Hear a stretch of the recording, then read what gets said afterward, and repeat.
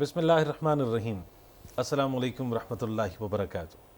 اللہم صلی علی محمد وعلی آلہ وبارک وسلم۔ علامہ اقبال اوپن یونیورسٹی سے تصور زمان بابر حاضر خدمت ہے۔ ماہ سیام کی مناسبت سے خصوصی پروگرامز ہم آپ کے لیے پیش کر رہے ہیں۔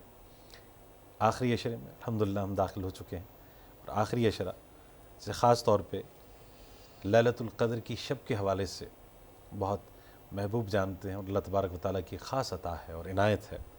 قرآن کے حوالے سے ہم یہ جانتے ہیں کہ دو ہی صورتیں ہیں۔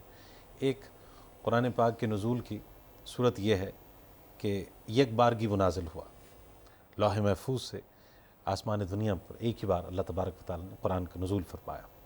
دوسری صورت تدریجاً، درجہ بدرجہ، وقت کے ساتھ ساتھ آہستہ آہستہ قرآن نازل ہوا ہے زمین پہ۔ اللہ تبارک و تعالیٰ نے اس کو نازل فرمایا، اور وہ تقریباً 23 سال کا عرصہ ہے۔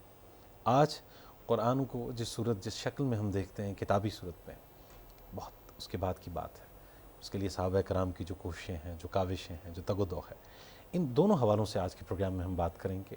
لیلۃ القدر کے حوالے سے بھی جو یک بارگی ہے، اور تدریجاً جو 23 سال کا عرصہ ہے، اور اس کے بعد کا کہ کب تدوین ہوئی، کب اس کو اکٹھا کیا گیا ایک کتاب کی صورت میں، سبھی کچھ ہم جاننے کی اور سمجھنے کی کوشش کریں گے۔ بہت ہی قابل قدر صاحب علم و فضل ہیں، اتحاد بین المسلمین کے داعی ہیں، بلکہ اتحاد بین المذاہب کے حوالے سے آپ کا نام نامی کسی تعارف کا محتاج نہیں ہے۔ دیگر مذاہب کے لوگ بھی آپ کو بڑی قدر کی نگاہ سے دیکھتے ہیں۔ ہمارے استاد محترم ہیں، اور سیرت سے علامہ اقبال اوپن یونیورسٹی کے آپ چیئرمین ہیں، جناب پروفیسر ڈاکٹر صاحبزادہ ساجد الرحمان صاحب تشریف فرمائے ہمارے ساتھ۔ ان سے ہم آج اس اہم موضوع پہ گفتگو کریں گے۔ ڈاکٹر صاحب خوش آمدید، السلام علیکم۔ ڈاکٹر صاحب، اس سے پہلے کہ رمضان المبارک، لیلۃ القدر اور آخری عشرے، جو یک بارگی قرآن مجید کا نزول ہے، اس پہ ہم بات کریں کہ جو تدریجاً نازل ہوا ہے اور ہم تک قرآن پہنچا ہے، اور اس کی تاریخ پہ اگر آپ روشنی ڈالیں۔ بسم اللہ الرحمن الرحیم۔ لیلۃ القدر وہ قدر والی رات، وہ عزت والی رات، وہ تکریم والی رات ہے کہ جس رات کو اللہ رب العالمین نے آخری نبی حضرت محمد الرسول اللہ صلی اللہ علیہ وسلم کے قلب اطہر پر نازل ہونے والی کتاب مبین کو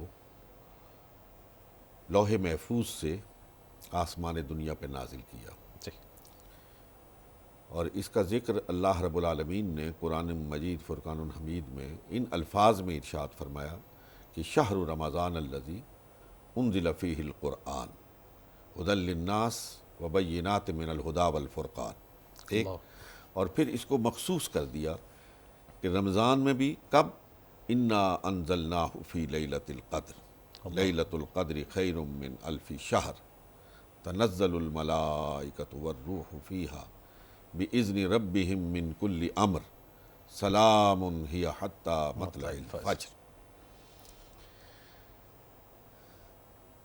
نبی کریم رؤوف الرحیم علیہ الصلاۃ والسلام کے قلب اطہر پر سب سے پہلی نازل ہونے والی وحی، جو غار حرا کی خلوتوں میں نازل ہوئی، وہ 5 آیات بینات تھیں۔ جی، اقرأ بسم ربک الذی خلق، خلق الانسان من علق، اقرأ وربک الاکرم الذی علم بالقلم علم الانسان ما لم یعلم۔ یہ 5 پہلی آیات بینات ہیں جی، جو سرور کون و مکان جناب محمد الرسول اللہ صلی اللہ علیہ وسلم کے قلب اطہر پر نازل ہوئیں۔ جی، اور آخری آیہ مبارکہ ہے الیوم اکملت لکم دینکم واتممت علیکم نعمتی ورضیت لکم الاسلام دینا، جو حجۃ الوداع کے موقع پر قلب اطہر پر نازل ہوئی۔ بے شک، بے شک۔ قرآن مجید فرقان حمید کا جب بھی نزول ہوتا تھا تو سرکار علیہ الصلاۃ والسلام اس کو لکھوا دیتے تھے، جی، اور یہ جو ترتیب ہے اس وقت قرآن مجید فرقان حمید کی، ظاہر ہے یہ ترتیب نزولی نہیں ہے۔ جی، ترتیب نزولی تو یہ ہے کہ جس وقت، جس موقع پر اللہ رب العالمین کے جس حکم کی ضرورت محسوس کی گئی، اللہ رب العالمین نے وہ حکم نازل فرما دیا جی، قرآن کی آیہ مبارکہ یا سورہ مبارکہ کی صورت میں۔ جی، حضور صلی اللہ علیہ وسلم خود ارشاد فرماتے تھے کہ اس صورت کو فلاں صورت کے بعد اور اس آیت کو فلاں آیت کے بعد درج کیا جائے۔ چنانچہ یہ جو ترتیب آج میرے اور آپ کے پاس موجود ہے اور جس قرآن کو ہم پڑھتے ہیں، اس کی ترتیب بھی رسول اکرم صلی اللہ علیہ وسلم نے خود دلوائی ہے۔ سبحان اللہ، بے شک۔ یہ قرآن نجمن نجمن آہستہ آہستہ ضرورت کے مطابق نازل ہوتا رہا۔ حضرت صلی اللہ علیہ وسلم کے زمانہ اقدس میں اس کو کاغذ پہ بھی لکھا جاتا تھا، پتے پہ بھی لکھا جاتا تھا، ہڈیوں پہ بھی لکھا جاتا تھا، پتھروں پہ بھی لکھا جاتا تھا۔ مختلف جگہوں پہ لکھ کے صحابہ کرام اسے اپنے پاس محفوظ کر لیتے تھے تحریری شکل میں، اور کچھ صحابہ کرام اس کو یاد کر لیتے تھے۔ جی ماشاء اللہ۔ خود نبی علیہ الصلوۃ والسلام کے ساتھ حضرت جبریل امین دور فرماتے تھے، سنتے تھے، سناتے تھے۔ دور کہتے اس کو ہیں جی، کہ کبھی وہ سنے اور یہ سنائے، کبھی یہ سنے اور وہ سنائے۔ اور آپ کے یقیناً علم میں ہے کہ آخری رمضان میں جبریل امین نے 2 مرتبہ دور مکمل کیا، اور یہ اس بات کی طرف اشارہ تھا کہ اب رسول اکرم صلی اللہ علیہ وسلم بظاہر اس دنیا سے پردہ فرما رہے۔ لیکن صورتحال یہ تھی کہ حضور کے زمانہ اقدس میں یہ کتاب مبین لکھی ہوئی ایک جگہ موجود نہیں تھی۔ جی، مختلف صحابہ کے پاس، کسی کے پاس یہ صورت، کسی کے پاس وہ صورت، کسی کے پاس یہ حصہ، کسی کے پاس وہ حصہ، اپنے اپنے پاس وہ محفوظ رکھتے تھے۔ جی، محفوظ تھا، یقیناً محفوظ تھا، کاغذ پہ بھی محفوظ تھا اور لوہے دل پہ بھی محفوظ جی، تھا، جی، دل کی تختی پہ بھی لکھا ہوا تھا۔ حضرت سیدنا صدیق اکبر کا زمانہ گزر گیا۔ حضرت سیدنا صدیق اکبر کا زمانہ جب تھا تو جنگ یمامہ پیش آئی۔ جی، جنگ یمامہ میں بڑی کثیر تعداد میں حفاظ کرام شہید ہو گئے۔ جی، تو یہ خدشہ لاحق ہوا کہ کہیں ایسا نہ ہو کہ اس طرح جنگیں ہوتی رہیں اور صحابہ کرام کثرت کے ساتھ مقام شہادت سے سرفراز ہوتے رہیں اور ہم پہلی قوموں کی طرح اس منزل من اللہ کتاب سے محروم ہو جائیں۔ چنانچہ سیدنا عمر رضی اللہ تعالی عنہ نے جناب صدیق اکبر رضی اللہ تعالی عنہ سے عرض کیا کہ ہم کو اس کتاب کو کتابی صورت میں اب جمع کرنا چاہیے۔ یہ بڑا زبردست مکالمہ ہے جو حضرت سیدنا صدیق اکبر جی، اور حضرت عمر کے درمیان ہوا۔ حضرت عمر نے جب یہ گزارش کی امیر المومنین سے، تو حضرت سیدنا صدیق اکبر رضی اللہ تعالیٰ عنہ نے جو جواب دیا وہ ایک عاشق رسول کا جواب تھا، اللہ اکبر۔ سوختہ عشق رسالت مآب صلی اللہ علیہ وسلم۔ آپ نے ارشاد فرمایا کہ عمر، میں وہ کام کیسے کر سکتا ہوں جو رسول اللہ نے نہیں کیا؟ اللہ اکبر۔ اس پہ حضرت عمر نے بار بار اصرار کیا کہ نہیں، اب اس کی ضرورت ہے اور یہ لازم ہے کہ ہم اس کو ایک کتابی صورت میں جمع کریں۔ خود سیدنا صدیق اکبر فرماتے ہیں کہ عمر کا اصرار بڑھتا گیا، میں انکار کرتا رہا، حتیٰ شرح اللہ صدری، اللہ اکبر۔ یہاں تک کہ اللہ نے میرا سینہ کھول دیا اور میں عمر کی رائے سے متفق ہو گیا۔ جب یہ دونوں متفق ہو گئے تو پھر انہوں نے حضرت زید بن ثابت جو کاتب وحی تھے رسول اللہ صلی اللہ علیہ وسلم کی، ان کو بلایا اور کہا کہ ہمارا پروگرام یہ ہے کہ آپ کی سربراہی میں ایک کمیٹی بنائی جائے جو مختلف اوراق میں اور مختلف چیزوں پر لکھے ہوئے قرآن مجید فرقان حمید کی آیات اور سور مبارکہ لوگوں کے پاس ہیں، ان کو اکٹھا کر کے اس کو کتابی صورت میں جمع کیا جائے۔ تو حضرت زید فرماتے ہیں کہ میں نے بھی یہی کہا کہ عمر، ابو بکر، تمہیں کیا ہو گیا ہے کہ مجھ سے وہ کام کہہ رہے ہو جو رسول اللہ نے نہیں کیا صلی اللہ علیہ وسلم، اور پھر حضرت زید بھی فرماتے ہیں کہ وہ دونوں اصرار کرتے رہے، میں انکار کرتا رہا، حتیٰ شرح اللہ صدری، اللہ یہاں تک کہ اللہ نے پھر میرے سینے کو بھی کھول دیا۔ جی چنانچہ ان کی زیر نگرانی ایک حفاظ کرام کی کمیٹی تشکیل دی گئی۔ خود بھی حضرت زید بن ثابت حافظ قرآن تھے، اور مدینہ طیبہ میں یہ ڈنڈورا پیٹا گیا کہ جس کے پاس قرآن کی جو آیت، جو سورہ مبارکہ ہے، وہ لے کے اس کمیٹی کے سامنے پیش کرے، صحیح اور ہر آیت پر پھر 2 گواہیاں لی گئی، اللہ اور اس کے بعد حضرت زید بن ثابت نے اس کو درج کیا، اور یوں قرآن مجید فرقان حمید جو منتشر تھا وہ یکجا بین الدفتین ایک کتابی صورت میں جمع ہو گیا، اور یہ نسخہ پھر حضرت سیدنا صدیق اکبر کے پاس رہا۔ سیدنا صدیق اکبر جب اس دنیا سے رخصت ہوئے تو یہ حضرت عائشہ کے پاس آ گیا، اور پھر حضرت عمر کے پاس، اور پھر حضرت عثمان کے زمانے میں جب قرات پہ اختلاف جی ہوا، جی بڑا اہم نقطہ ہے۔ اسلامی فتوحات پھیلی، مسلمان مختلف ملکوں میں پہنچے، اور وہاں کوئی اپنی قرات کے مطابق، کیونکہ حضور نے 7 قرات کی اجازت دی تھی، 7 قرات مختلف جی لہجوں میں عرب کے قبائل قرآن پڑھتے تھے، معنی ایک ہی ہوتا تھا، لہجہ اپنا تھا، جی تلفظ اپنا تھا۔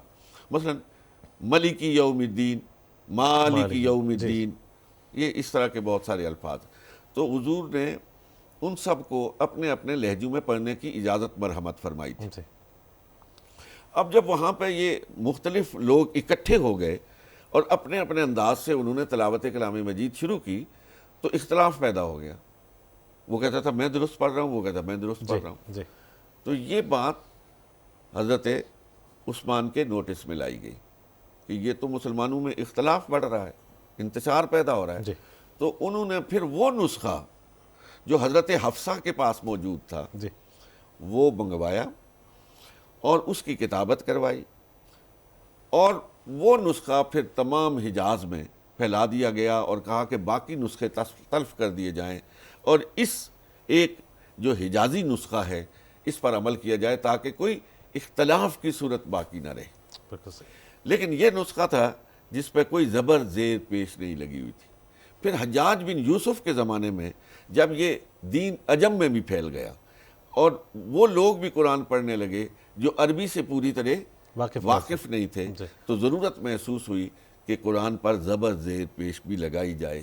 چنانچہ حجاج بن یوسف کے زمانے میں پھر اس پر زبر زیر پیش لگائی گئی، اور یوں وہ قرآن مجید فرقان حمید جو 1500 سال پہلے قلب اطہر پر نازل ہوا تھا، آج بھی اسی زبر زیر کے ساتھ، اسی شد اور مد کے ساتھ ہمارے پاس محفوظ اور موجود ہے۔ اور یقیناً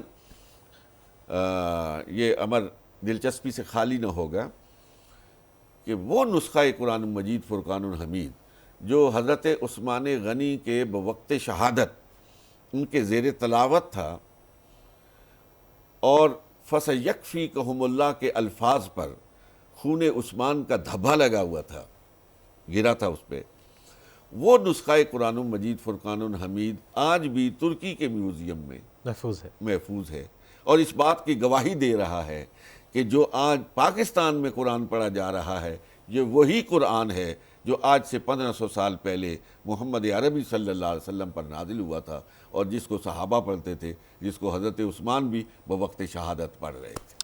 استاد محترم، یہاں یہ جاننا چاہیں گے کہ جیسے آپ نے فرمایا کہ قرآن کی تدوین میں، اس کو جمع کرنے میں جو نسخے تھے یا جو لکھا گیا تھا تحریری شکل میں، اس کو یکجا کیا گیا، حفاظ کرام کا اس میں بڑا کردار رہا ہے کہ ان کو بھی ساتھ میں بٹھا کے اور ان کی بھی تائید کی گئی اس میں۔ کیا حفاظ کی ضرورت صرف اسی وقت تھی جب تک یہ کتابی شکل میں نہیں تھا قرآن مجید، یا پھر تا قیامت حفاظ کی ضرورت رہے گی؟ دیکھیے، اللہ رب العالمین نے اس کتاب کو جو باقی کتابوں سے ممیز کیا ہے، جی جو اس کا اعجاز ہے، وہ 2 خاص باتیں۔ ایک تو یہ کہ جتنی بھی منزل من اللہ کتابیں ہیں ان میں سے کسی کے بارے میں اللہ رب العالمین نے یہ ارشاد نہیں فرمایا کہ یہ کلام اللہ ہے، جی اللہ کا کلام ہے۔ یہ واحد منزل من اللہ کتاب ہے جس کے بارے میں رب فرماتا ہے کہ اس کا معنی اور مفہوم نہیں، اس کے الفاظ بھی اللہ رب العالمین کے الفاظ ہیں، اللہ اکبر۔ ایک۔ دوسرا، یہ واحد کتاب ہے جس کی حفاظت کی ذمہ داری اللہ رب العالمین نے اپنے ذمہ لی ہے۔ جی انا نحن نزلنا الذکر و انا لہ لحافظون، ہم نے اس کو نازل کیا، ہم اس کے حفاظت کے ذمہ دار ہیں۔ جی کاغذ پہ لکھے ہوئے قرآن مجید فرقان حمید میں کہیں نہ کہیں کوئی ترمیم، کوئی اضافہ، کوئی تحریف ہو سکتی ہے، لیکن تختی دل پر لکھے ہوئے قرآن مجید فرقان حمید میں کوئی ترمیم، اضافہ اور تحریف نہیں ہو سکتی۔ اللہ رب العالمین نے اس کی حفاظت کا ذمہ لیا، اور اس انداز سے لیا کہ قلم اور کاغذ کا اسے محتاج نہیں چھوڑا، بلکہ کروڑوں انسانوں کے تختی دل پر لکھ دیا جو قیامت تک اللہ رب العالمین کے اس وعدے کی حفاظت فرمائیں گے۔ ڈاکٹر صاحب، یہ بڑا ایک مسئلہ آپ نے حل فرما دیا ہے کہ بعض لوگوں کا، معترضین کا یہ کہنا کہ جو قرآن تو عمل کے لیے ہے، یہ تلاوت اور یاد کرنا یہ بس ٹھیک ہے ثواب کی حد تک، یہ تو بذات خود بہت بڑی خدمت ہوئی قرآن کی۔ میں سمجھتا یاد ہوں کہ کرنا۔ اللہ رب العالمین نے جو ارشاد فرمایا نا کہ مثلا کوئی کہتا ہے کہ میں اس گھر کی حفاظت کا ذمہ دار ہوں، جی اور پھر وہ اس گھر کے چاروں اطراف میں کچھ چوکیدار کھڑے کر دیتا ہے کہ میں نے اس گھر کی حفاظت کی ذمہ داری لی ہے، اب تم نے اس کی حفاظت کرنی ہے۔ اللہ رب العالمین نے قرآن مجید فرقان حمید کی حفاظت کی ذمہ داری لی ہے، کروڑوں حفاظ کرام کو اس کے گردا گرد کھڑا کر دیا ہے کہ اب یہ قیامت تک میرے الفاظ کا پہرا دیں گے۔ اللہ حفاظ الفاظ کا پہرا دیتے ہیں، مفسرین و محدثین اس کے معنی اور مفہوم کا پہرا دیتے ہیں۔ اللہ یہ ساری جماعتیں مل کر اس قرآن کو بطریق احسن ایک نسل سے دوسری نسل کو منتقل کرتی ہیں۔ سبحان اللہ، سبحان یہ صرف کاغذ سے منتقل نہیں ہوتا، یہ تختی دل سے سینہ بہ ایک سینہ۔ نسل سے دوسری نسل کو منتقل ہوتا ہے۔ سبحان اللہ، سبحان اللہ۔ اس لیے آپ نے دیکھا ہوگا کہ بسیار کوشش کے باوجود قرآن میں ترمیم نہیں ہو سکی، تحریف نہیں ہو سکی۔ ایک زمانے میں یہ بھی بڑی کوشش کی گئی کہ آیات جہاد کو کسی طریقے سے قرآن سے نکال دیا جائے، تو پھر سمجھانے والوں نے انہیں سمجھایا کہ تم قرآن کے اوراق سے تو انہیں نکال دو گے، لیکن جن کے دلوں پہ لکھا ہوا ہے ان کو وہاں سے کیسے نکالو گے؟ اللہ اور دوسری یہاں یہ جو میں ضمناً یاد کرنا چاہتا ہوں، ایک بات یہ بھی کہی جاتی ہے، جس طرح بھی آپ نے بھی اشارہ فرمایا کہ قرآن تو سمجھنے کے لیے ہے، عمل کرنے کے لیے، بلا شبہ سمجھنے کے لیے، عمل کرنے کے لیے، لیکن مقاصد بعثت کو آپ دیکھیں، سب سے پہلا مقصد بعثت یتلو علیہم آیات، قرآن مجید فرقان حمید کی آیات کی تلاوت۔ اور دیکھیں حضور نبی کریم صلی اللہ علیہ وسلم نے ارشاد فرمایا کہ قرآن کے ہر حرف کے بدلے میں 10 نیکی ہیں، اور اس کے لیے کیا حکمت نبوت ہے۔ مثال وہ دی، الف لام میم، فرمایا یہ 3 حروف ہیں، حروف ہیں، یہ ایک حرف نہیں ہے، 3 ہیں، اور اگر کوئی پڑھنے والا پڑھے الف لام میم تو اس کے نامہ اعمال میں 30 نیکیوں کا اضافہ ہوتا ہے۔ اب یہ جو الف لام میم ہے یہ حروف مقطعات ہیں قرآن مجید میں، حامیم عین سین قاف یاسین، دوگر سور مبارکہ کے سے پہلے جو الفاظ آتے ہیں الگ الگ سے، ان کے معنی اور مفہوم کا ادراک، صحیح ادراک مفسرین کرام میں سے کسی نے نہیں کیا یہ دعویٰ۔ یہ ابن کثیر، ابن یسیر، یہ تمام مفسرین اپنا تمام تر ذہنی زور لگانے کے بعد، عقل کے گھوڑے دوڑانے کے بعد سر تسلیم خم کرتے ہوئے نظر آتے ہیں کہ ہماری سمجھ میں تو یہی آیا ہے، اللہ عالم و رسول، اللہ ہی جانتا ہے اور رسول جانتا ہے کہ اس کا اصلی اور حقیقی معنی اور مفہوم کیا ہے۔ یعنی مثال دے رہے ہیں حضور کہ وہ الفاظ جن کا معنی کوئی بڑا مفسر بھی نہیں جانتا، وہ بھی اگر کوئی پڑھنے والا پڑھتا ہے تو اس کے نامہ اعمال میں 30 نیکیوں کا اضافہ ہوتا ہے۔ تو تلاوت آیات بینات خود مقاصد بعثت میں سے ایک مقصد بعثت۔ اللہ اللہ۔ ٹھیک ہے جی۔ ڈاکٹر صاحب، لیلۃ القدر کے حوالے سے سمجھائیں کہ یہ بھی خاص عنایت اس امت پہ، نبی پاک صلی اللہ علیہ وسلم کی امت پہ، کہ ایک ہی رات میں 1000 مہینوں سے بڑھ کے عبادت کا ثواب مل رہا ہے۔ تھوڑا سا اس کا بیک گراؤنڈ بھی ایک۔ انا انزلناہ فی لیلۃ القدر، لیلۃ القدر خیر من الف شہر، جس رات کو اللہ رب العالمین نے نوع انسانی کی رشد و ہدایت کا ضامن قرآن مجید فرقان حمید نازل فرمایا، اس رات کو اتنی بابرکت رات، اتنی رحمت والی رات، اتنی فضل اور کرم والی رات قرار دیا کہ فرمایا غروب آفتاب سے لے کر طلوع فجر تک یہ رات رحمت کی برسات کی رات ہے۔ اللہ رب العالمین اپنی خاص شان کے ساتھ پہلے آسمان پر نزول اجلال فرماتے ہیں، اللہ اور غروب آفتاب سے لے کر طلوع فجر تک آسمان سے یہ آواز بلند ہوتی رہتی ہے کہ ہے کوئی مانگنے والا کہ میں اسے دوں، ہے کوئی جو مجھ سے رزق طلب کرے اور میں اسے رزق دوں، ہے کوئی جو مجھ سے عزت طلب کرے اور میں الا ھذا القیاس۔ اللہ رب العالمین اپنی شان کریمی کے ساتھ اپنے بندوں کو پکار کے کہتا ہے کہ آؤ آج کی رات ہے، تم مانگو میں دوں، مانگنے والے تم بنو، تمہاری جھولیاں بھرنے والا میں رب العالمین آج اپنے رحمت کے سارے دروازے تم پہ کھول دوں گا۔ سبحان اللہ، سبحان اللہ۔ اللہ رب العالمین مجھے آپ کو، ہم سب کو، مسلمانوں کو، ہم اس عشرے سے گزر رہے ہیں، جی توفیق عطا فرمائے کہ ہم اس رات میں نازل ہونے والی رحمتوں اور برکتوں سے اپنا دامن بھر سکیں۔ اب ڈاکٹر صاحب ایک بڑا المیہ یہ ہے کہ بعض لوگ غلامی رسول کے بنا جو صاحب قرآن ہے، قرآن سے براہ راست فیض چاہتے ہیں، ممکن ہے؟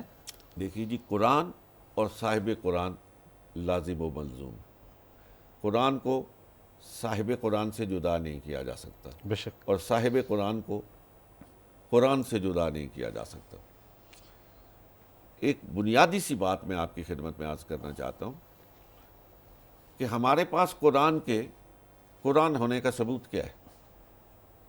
جی ہم میں سے کسی نے، ہمیں چھوڑیے، صحابہ میں سے کسی نے جبریل امین کو نازل ہوتے ہوئے دیکھا ہے؟ وہی تو حضور پہ نازل ہوتی جی، بے تھی، شک بے شک۔ کسی صحابی نے سنی ہے؟ نہیں سنی۔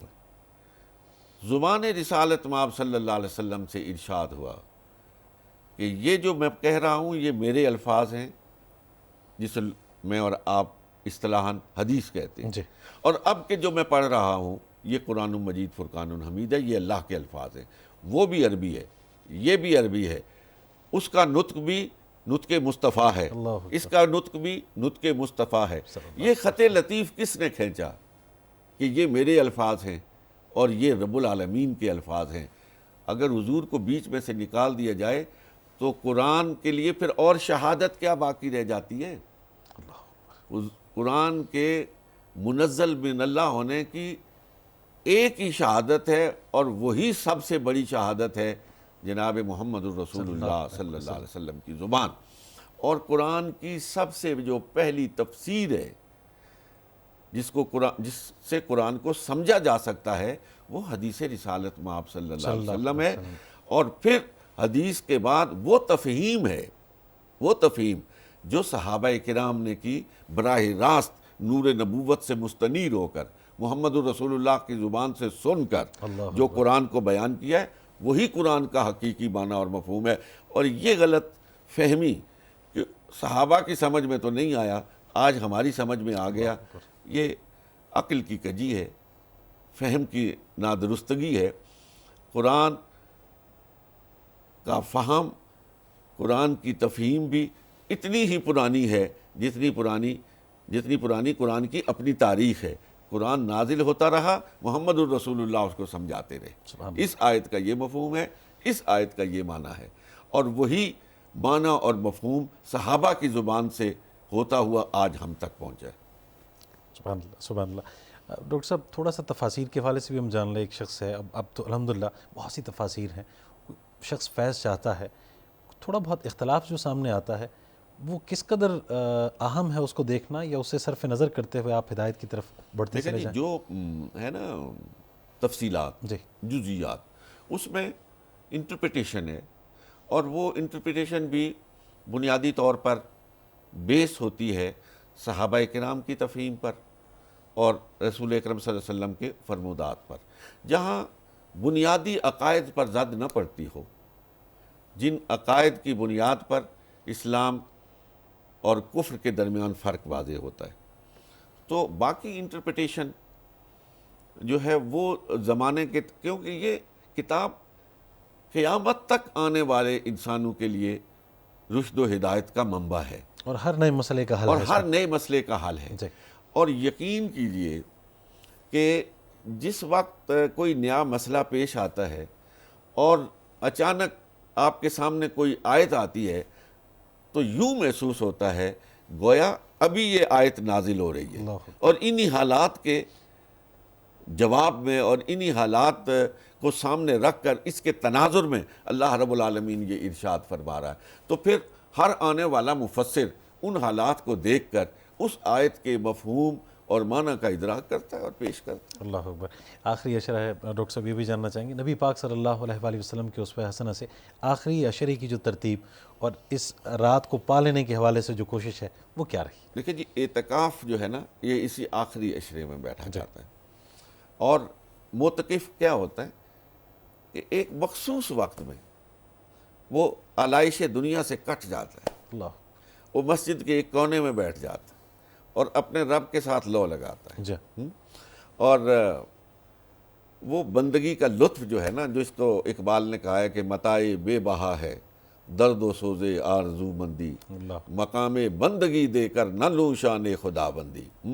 پھر وہ اس بندگی کے مزے لوٹتا ہے، جی وہ اس کیف لذت سے سرشار ہوتا ہے، اس لیے کہ مسجد کے کونے میں بیٹھے ہوئے اپنے بچوں سے الگ، اپنے گھر کے سے الگ، اپنے معاملات دنیا سے الگ، وہ صرف اور صرف اپنے رب کے ساتھ ایک لو لگائے ہوئے ہوتا ہے۔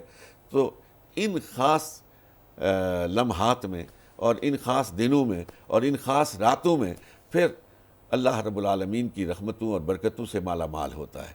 اور اس میں یہ جو فرمایا گیا کہ لیلۃ القدر کو طاق راتوں میں ڈھونڈو، جی جی اس میں بھی یہ خاص بات ہے کہ اگر ایک خاص رات متعین ہو جاتی، ویسے تو جمہور کہتے ہیں کہ وہ 27ویں شب ہے، لیکن اس کے باوجود یہ روایات کے طاق راتوں میں اسے ڈھونڈو، جی اس کا جو میں سمجھتا ہوں ایک حکمت ہے، حکمت ہے۔ وہ یہ ہے کہ کسی ایک رات میں ہی نہیں، یہ آخری پورا عشرہ پھر اہل ایمان اس طاق رات کو ڈھونڈیں اللہ ہیں جی، اور جستجو میں رہیں، اور پھر ان 10 دنوں میں تو کسی نہ کسی دن ان کو وہ مل جائے گی۔ ڈاکٹر صاحب، جن لوگوں نے 10 دن کا اہتمام نہیں کیا اور اب بیٹھنا چاہ رہے ہیں تو 3 دن 3 کا دن بھی اہتمام؟ بیٹھ سکتے ہیں، 3 دن بھی بیٹھ سکتے ہیں۔ رسول اکرم صلی اللہ علیہ وسلم